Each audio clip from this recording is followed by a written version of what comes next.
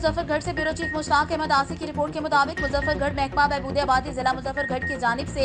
UNFPA के ताउन से लाइब्रेरी फैसल स्टेडियम में उलमाए कराम और मजहबी रहनुमाओं के साथ एक सेमिनार का इनेकाद किया गया, जिसमें चेयरमैन उलमा व मशाइख कमेटी मुजफ्फरगढ़ मौलाना अब्दुल मबऊद आज़ाद साहब ने खसूसी शिरकत की। ज़िला ऑफिसर मैडम फरजाना कौसर ने तमाम शुरका को खुशामदीद कहा और अपने ख्यालात का इजहार करते हुए कहा कि इस्लाम के नुक्ता नज़र से ख़ानदानी मनसूबाबंदी की अहमियत को उजागर करने में तमाम उलमाए कराम अपना कुलीदी किरदार अदा करें, क्योंकि आबादी रोज़ बरोज़ बढ़ रही है, जो कि बहुत से समाजी, मुआशी और माशरती मसाइल का सबब बन रही है। लिहाजा वक्त है कि हम अपने फैमिली साइज और वसाइल में तवाज़ुन बरकरार रखें। इस मौका पर मौलाना अब्दुल मबऊद आज़ाद ने शुरका से खिताब करते हुए कहा कि आबादी जिस रफ्तार से बढ़ रही है, अगर हमने इस वक्त प्लानिंग ना की तो हमें बहुत सारे मसाइल का सामना करना पड़ सकता है। उन्होंने मजीद कहा,